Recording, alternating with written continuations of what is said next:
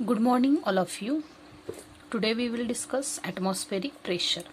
Last लेक्चरला आपण काय बघितलेलं तर what is mean by fluid.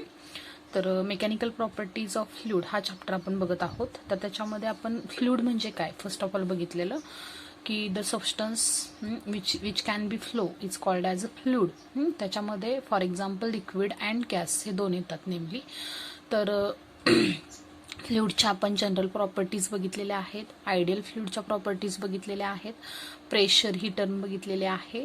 Pressure is nothing but force per unit area, त्याचे SI युनिट, CGS युनिट हे बघितलेलं आहेत. त्याचे डिफरंट युनिट्स पण सांगितलेले आहेत मी तुम्हाला. त्यानंतर आपण एक इंट्रोडक्शन पार्ट त्या लेक्चरमध्ये कव्हर केलेला होता, राईट. आणि आपण त्याच्यामध्ये एक प्रेशरचं इक्वेशन पण डिराईव्ह केलेलं होतं, P is equal to H rho G. तर pressure exerted by liquid column ते आपण डिराईव्ह केलेलं होतं. आता ह्या लेक्चरला आपण बघा पुढची कन्सेप्ट नेक्स्ट आपण डिस्कस करणार आहोत, ॲटमॉस्फेरिक प्रेशर, राईट. तर ॲटमॉस्फेरिक प्रेशर म्हणजे काय असतं बघा. फर्स्ट ऑफ ऑल अर्थ जे असते ॲटमॉस्फेरिक म्हणजे काय, स्फेरिक म्हणजे अर्थचा शेप कसा आहे, स्फेरिकल आहे, राईट. अर्थ जे आहे ते ॲटमॉस्फेरिक आहे. अर्थचे जे ॲटमॉस्फिअर आहे ते कशापासून बनलेलं आहे तर एअरपासून बनलेलं आहे. हे आपल्याला माहीत आहे, आपण स्टडी करत आलेलो आहोत की अर्थचं ॲटमॉस्फिअर जे असतं ते एअरपासून बनलेलं असतं, बरोबर.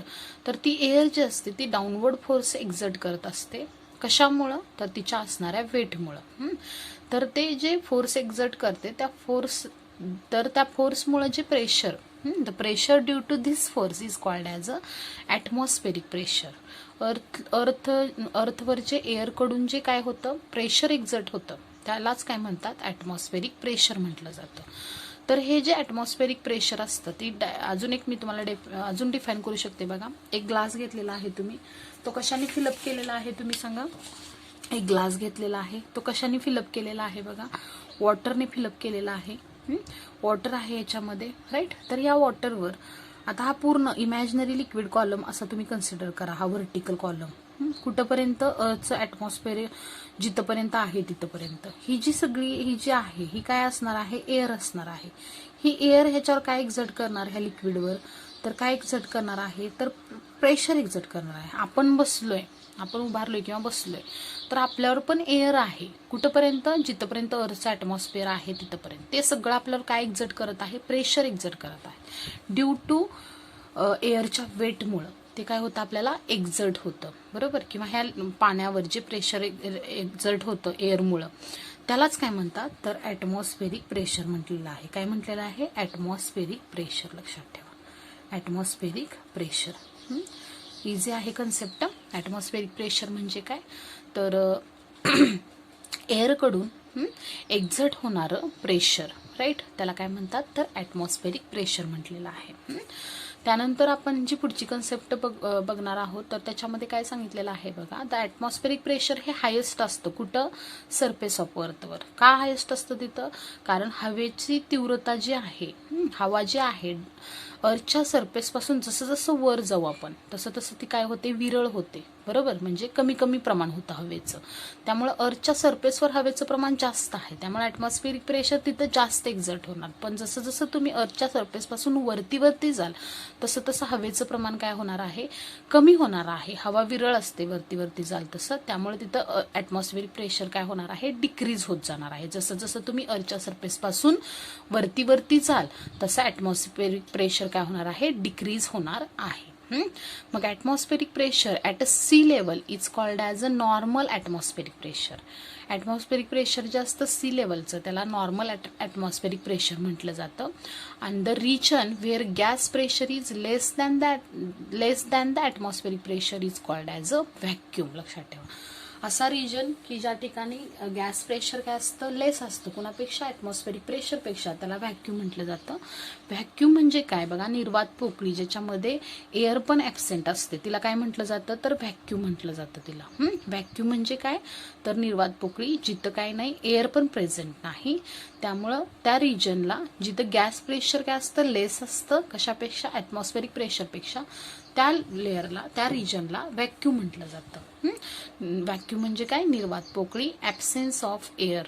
जिथं एअर काय असते, ॲब्सेंट असते, तिथं एअरच नसते, त्याला काय म्हणतात, व्हॅक्यूम म्हटलं जातं. बरोबर. म्हणजे ह्या कन्सेप्ट तुम्हाला समजल्या असतील की ॲटमॉस्फेरिक प्रेशर म्हणजे काय, ते कशामुळं कुठं मॅक्झिमम असतं, तर सरफेसवर ॲटमॉस्फेरिक प्रेशर अर्थच्या मॅक्झिमम असतं. सरफेसपासून अर्थच्या जसं जसं तुम्ही वरती जाल तसं ॲटमॉस्फेरिक प्रेशर काय होतं, डिक्रीज होतं. ह्या कन्सेप्ट समजल्या असतीलच. आता आपण नेक्स्ट जो पॉईंट आहे आपला, तर तो काय आहे बघा, absolute pressure and gauge pressure, right. हे बघणार आहोत आपण. नेक्स्ट पॉईंट जो आहे तो आपला, तर त्याच्यामध्ये एक वॉटरचा टँक घेतलेला आहे आणि तो कशाने फिल केलेला आहे, तर लिक्विडने, वॉटरने फिल केला आहे. लिक्विड म्हणजे काय घेतलेलं आहे, त्याच्यामध्ये वॉटर घेतलेलं आहे, राईट. तर याच्यावर एक्झर्ट होणारं प्रेशर किती इक्वेशन येणार आहे ते आपल्याला काढायचं आहे. त्याच्यामध्ये बघा 3 केसेस आहेत. ही फर्स्ट केस झाली. तर त्याच्यामध्ये 3 केसेस आहेत. त्या कोणत्या कोणत्या आपल्याला सांगता येतील बघा. फर्स्ट केस काय असणार बघा आपली, तर अशा पद्धतीने असणार बघा, लक्ष द्या. फर्स्ट केस म्हणजे आता मी तुम्हाला जी दाखवलेली आहे डायग्राममध्ये, ती कशा असणार आहे, वॉटर टँक आहे, त्याच्यामध्ये सिलेंडर कसं आहे, याच्यामध्ये बघा सिलेंडर कसं आहे, तर त्या पाण्यामध्ये पूर्णपणे डीप झालेला आहे, पूर्णपणे डीप आहे, लक्षात ठेवा पहिल्या केसमध्ये. बरोबर. ह्या टँकमध्ये पूर्णपणे डीप आहे सिलेंडर. दुसरी केस कशा असणार आहे बघा, बी केस कशा असणार आहे बघा, त्या वॉटर टँकमध्ये तो सिलेंडर काय असणार आहे, सपोज हा सरफेस ऑफ वॉटर आहे, ह्याच्यामध्ये बिलो द, ह्या सरफेस पासून बिलो असणार आहे, कुठं, त्या पाण्यामध्ये तो सिलेंडर. बरोबर. आणि थर्ड केसमध्ये कशा असणार आहे बघा आपली डायग्राम, तर थर्ड केस कशा असणार आहे बघा, हा वॉटरचा सरफेस आहे, तर डी एवढ्या हाईटवर इथं बिलो होता, तर इथं तेवढ्या हाईटवर काय असणार आहे, तो above the surface of water असणार आहे. बरोबर. इथं कुठं असणार आहे, above the surface of water. म्हणजे ही ए डायग्राम झाली, ही बी झाली आणि ही सी डायग्राम झाली आपली, लक्षात ठेवा. बरोबर. ए मध्ये काय आहे, हा इमॅजिनरी सिलेंडर पूर्ण डीप आहे, त्यावेळेचं प्रेशर किती येते ते आपल्याला कॅल्क्युलेट करायचं आहे. बी डायग्राम मध्ये सिलेंडर डी एवढ्या हाईटवर काय आहे, डी एवढ्या डेप्थवर बिलो, म्हणजे सरफेस पासून कुठं आहे, आतमध्ये आहे, त्यावेळेचं प्रेशर किती येते ते आपल्याला काढायचं आहे. आणि सी म्हणजे काय, ज्यावेळी सिलेंडर तो कसा आहे सांगा आपला, तर त्या लिक्विडच्या सरफेस पासून कुठं आहे, वरती आहे, above the surface of liquid, त्यावेळेचं प्रेशर किती येणार आहे ते आपल्याला कॅल्क्युलेट करायचं आहे. ह्या 3 केसेस आहेत, तर त्याच्यातली फर्स्ट केस इथं दाखवलेली आहे. त्यासाठी कन्सिडर काय करायचं आहे, consider a tank filled with liquid. त्या लिक्विडची डेन्सिटी किती आहे, तर रो एवढी डेन्सिटी आहे त्या लिक्विडची. त्यानंतर हा जो इमॅजिनरी सिलेंडर आपण कन्सिडर केलेला आहे, इमॅजिनरी सिलेंडर दिसतोय तुम्हाला, हा इमॅजिनरी सिलेंडर, याचा जो एरिया आहे, सरफेस एरिया, बेस एरिया, तो किती आहे, तर कॅपिटल ए असणार आहे. बेस एरिया कॅपिटल ए. हाईट किती असणार आहे बघा, सरफेस पासून फर्स्ट हाईट घेतलेली आहे आपण x1, ह्या बेस पासून घेतलेली आहे x1, आणि दुसरी हाईट आहे ती बेस पासून घेतलेली आहे x2 घेतलेली आहे. म्हणजेच h इज इक्वल टू कशी काढणार आपण, ह्या x1 मधून x2 काय करणार, मायनस करणार.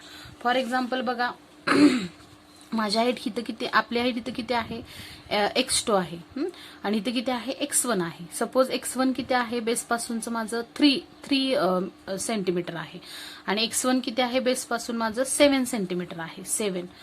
तर हाईट कशी काढणार मी, h कशी काढणार, ही हाईट मला काढायची आहे, ही एवढी हाईट. तर ती कशी काढणार मी, हे एवढी हाईट काढायची ना आपल्याला. हे x2 मी 3 घेतलं, आणि x1 किती आहे, 7 आहे, बेस पासून मोजलेलं. तर काय करणार मी, h is equal to x1 minus काय करणार, x2 करणार आहे. h is equal to x1 minus x2 करणार आहे.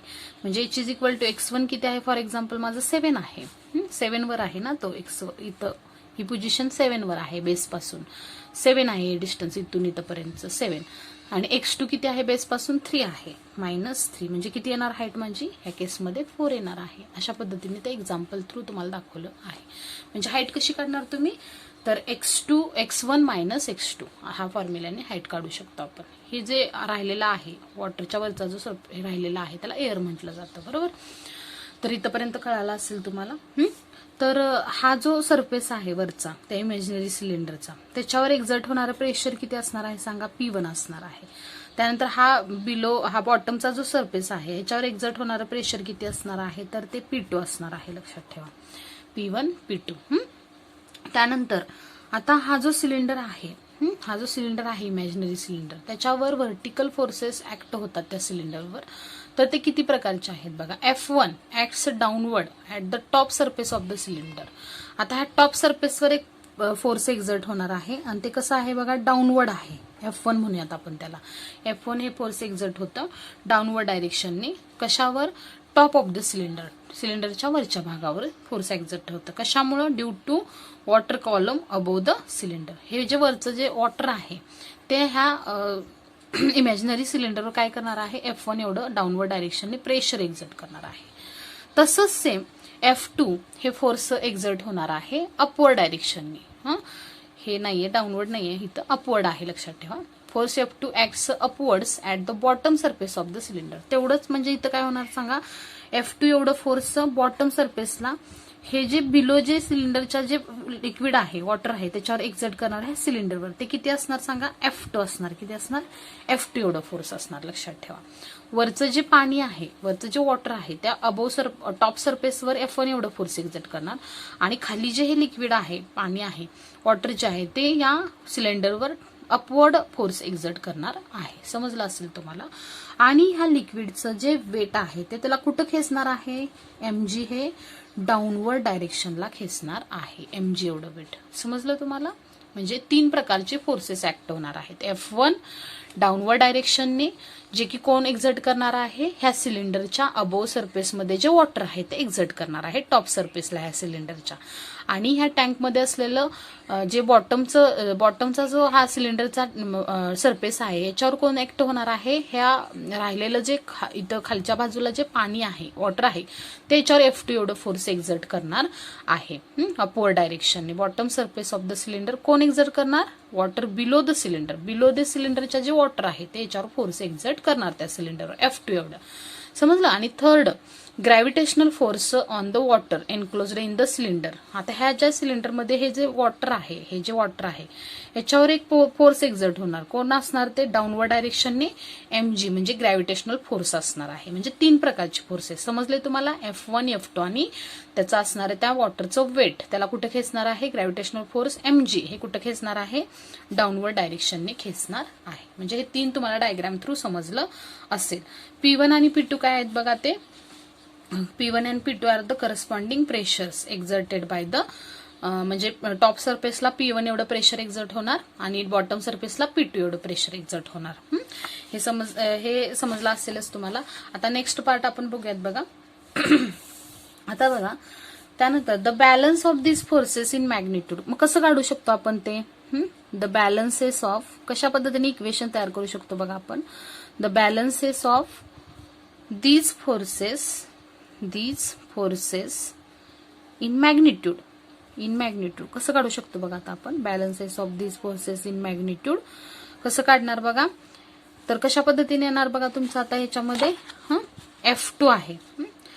F2 इज इक्वल टू काय घेऊ शकतो आपण, F1 प्लस mg. बरोबर ना. F1 डाऊनवर्ड आहे, mg डाऊनवर्ड आहे, हे ऍड होणार. F1 plus mg is equal to काय येणार, F2 येणार. बरोबर ना. म्हणजे आपण असं लिहू शकतो, F2 is equal to F1 plus mg. F2 ला कोण बॅलन्स करणार आहे, F1 आणि mg. F1 प्लस mg, कारण दोघांची डायरेक्शन कशी आहे, F1 आणि mg ची डाऊनवर्ड आहे आणि F2 ची अपवर्ड आहे. मग हे बॅलन्स करणार एकमेकांना. मग कसं येणार ते इक्वेशन, कसं येणार मग आपला, F2 इज इक्वल टू काय येणार सांगा, F1 प्लस mg. बरोबर ना. हे बॅलन्स इक्वेशन येणार आपलं फोर्सचं. मग F1 इज इक्वल टू काय येणार बघा. Again F1 is equal to काय येणार बघा. ह्याच्यावरून काय लिहू शकतो आपण, P1 इज इक्वल टू काय लिहू शकतो, pressure is equal to force upon area. Area म्हणजे ह्या सिलेंडरचा काय आहे, सिलेंडर जो इमॅजिनरी घेतलाय आपण त्याचा हॉरिझॉन्टल बेस एरिया A असणार आहे, कॅपिटल A.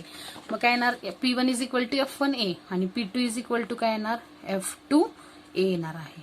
म्हणजे F1 इज इक्वल टू काय येणार, P1A आणि F2 इज इक्वल टू काय येणार, P2A. ह्या 2 केस येणार आहे. माझ्या मध्ये तुम्हाला समजलं असेल. F1 is equal to P1A, F2 is equal to P2A. आता हे जे 2 मिळालेले आहेत, तर ह्याच्यामध्ये आता mass of water in the cylinder M घेतला आपण. M काय घेतलं, मास. M काय घेतलेला आहे आपण, mass of water in cylinder. घेतलेला आहे आपण, एम मास आहे एम. तर याच्यामध्ये एम कसं लिहू शकतो बघा आता आपण, एम इज इक्वल टू काय असतं, तर एम इज इक्वल टू काय असतं माहित आहे तुम्हाला, मास इज इक्वल टू काय असतं, mass of water in cylinder मधलं मास एम घेतलेला आहे आपण, लक्षात घ्या. तर एम बरोबर लिहू शकतो ना आपण डेन्सिटी इंटू व्हॉल्यूम. हा फॉर्म्युला माहित आहे आपल्याला, कारण डेन्सिटी इज इक्वल टू काय असतं, मास अपॉन व्हॉल्यूम, बरोबर. म्हणजे मास इज इक्वल टू काय येणार, डेन्सिटी इंटू व्हॉल्यूम, लक्षात ठेवा. मग काय येणार इथं, mass is equal to density into volume येणार आहे.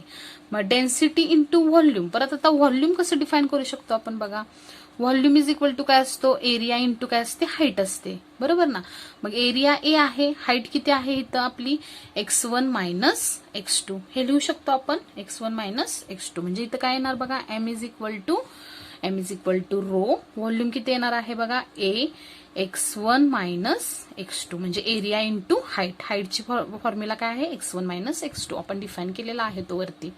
म्हणजे हे व्हॉल्यूमच्या एरिया इंटू हाईट म्हणजे व्हॉल्यूम, राईट. तर हे घेतलेलं आहे त्याच्यावरून. त्यानंतर बघा आपल्याला काय मिळणार आहे बघा, आता जे इक्वेशन आपल्याला मिळालेलं होतं कोणतं, ह्याला 1 नंबर नाव द्या ह्या इक्वेशनला. तर याच्यामध्ये आता व्हॅल्यूज पुट करा सगळ्या. F2 ची व्हॅल्यू काय आहे बघा, P2A आहे, पुट करा. F2 ची value P2A is equal to F1 ची व्हॅल्यू काय आहे बघा, P1A. इक्वेशन 1 मध्ये सगळ्या व्हॅल्यू पुट करा. प्लस काय मिळणार बघा आता आपल्याला, mg. एम ची व्हॅल्यू काय काढली आता आपण, ही काढलेली आहे, रो ए x1 मायनस x2 इंटू काय आलेले आहे सांगा व्हॅल्यू, इंटू काय आलेले आहे, रो ए x1 मायनस x2, ही एम ची व्हॅल्यू झाली. आणि राहिलं कोण आता, जी. इथं जी पण लिहायचं आहे. म्हणजे ह्या सगळ्या ज्या व्हॅल्यू आपल्याला मिळालेल्या आहेत त्या 1 नंबरच्या इक्वेशन मध्ये काय केलं आपण, लिहून फक्त पुटअप करून हे इक्वेशन आपल्याला मिळालेलं आहे. म्हणजे F2 इज इक्वल टू काय पुटअप केली आपण value, P2A is equal to F1 ची व्हॅल्यू काय पुट केली आपण, P1A, प्लस एम ची व्हॅल्यू काय पुट केली, रो ए x1 मायनस x2, आणि जी ऍज इट इज असं आहे तसं ठेवलेलं आहे. त्याच्यावरून आपल्याला इक्वेशन मिळालेलं आहे. आता ह्या इक्वेशन मध्ये सगळीकडे एरिया सेम आहे, त्यामुळे एरिया काय होणार, कॅन्सल आउट होणार. म्हणजे काय मिळणार मग आपल्याला, P2 is equal to P1 plus rho x1 minus x2 into g. हा फॉर्म्युला मिळणार आहे, बरोबर. P1 plus rho x1 minus x2 into g. This equation can be used to, हे इक्वेशन कशासाठी यूज केलं जातं, this equation can be used to find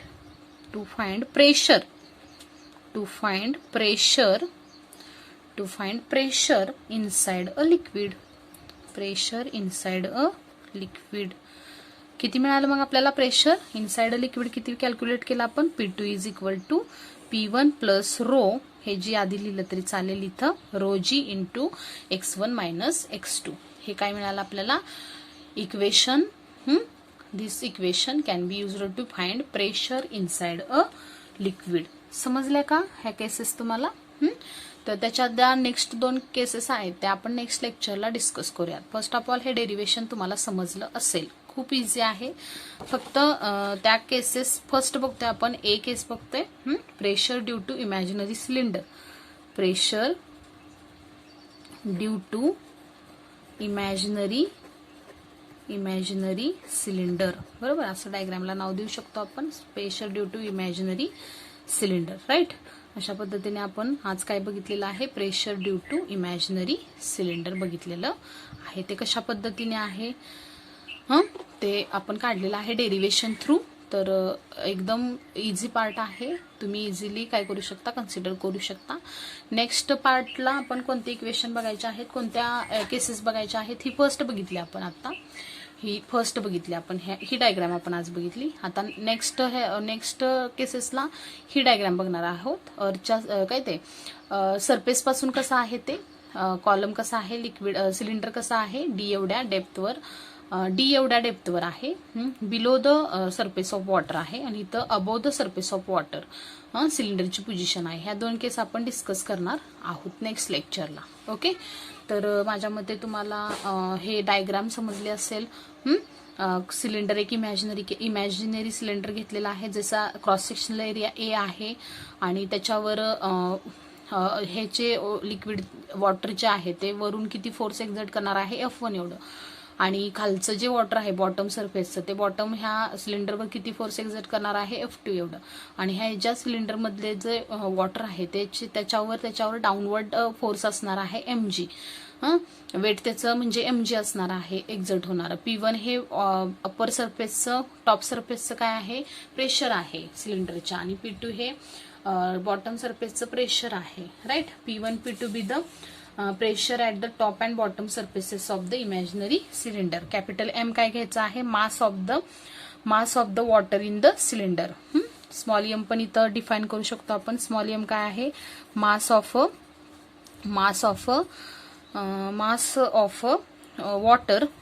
water in the cylinder. ह्या सगळ्या क्वांटिटीज तिथं कन्सिडर करा. P1 P2 काय आहेत ते पण कन्सिडर करा. P1 P2 be the pressure at the P1 कुठला आहे at the top and P2 कुठला आहे at the bottom surfaces. Right, म्हणजे ह्या गोष्टी तर लक्षात घ्या. आणि 3 प्रकारचे फोर्सेस एक्झर्ट होतात, F1 F2 आणि वेट mg डाऊनवर्ड डायरेक्शनने. कोण कुणाला बॅलन्स करतं, F1 plus mg. Direction same आहे, F1 plus mg is equal to काय ना F2n. त्याच्यावरूनही आपण फोर्स इक्वेशन लिहिलेलं आहे, F2 is equal to F1 plus mg. परत प्रेशरचा फॉर्म्युला माहित आहे, force upon area. P2 P1 त्याच्यावरून काढून घेतले, त्याच्यावरून F1 F2च्या व्हॅल्यू काढल्या, त्या ह्या इक्वेशनमध्ये पुट करायचं. आणि मासची व्हॅल्यू डेन्सिटीच्या फॉर्म्युल्यावरून काढायची, कारण डेन्सिटी इज इक्वल टू काय असतं, mass upon volume. Therefore mass is equal to density into volume. Volume is equal to परत एरिया इंटू हाईट. हाईट किती घेतलेली आहे आपण इथं, x1 मायनस x2 एवढी हाईट घेतलेली आहे, तीच तिथं व्हॅल्यू पुट करायची आहे, लक्षात घ्या. आणि ह्या सगळ्या व्हॅल्यूज ह्या फर्स्ट नंबरच्या इक्वेशनमध्ये नेऊन काय करायच्या आहेत, पुटअप करायच्या आहेत. म्हणजे तुम्हाला काय इक्वेशन मिळणार, P2A is equal to P1A plus rho A x1 minus x2 into g. A ला ए काय होणार आहे, सगळीकडचं कॅन्सल आउट होणार आहे. म्हणजे P2 is equal to P1 plus rho x1 minus x2 into g. This equation can be used to find the pressure inside a liquid. Okay class, thank you.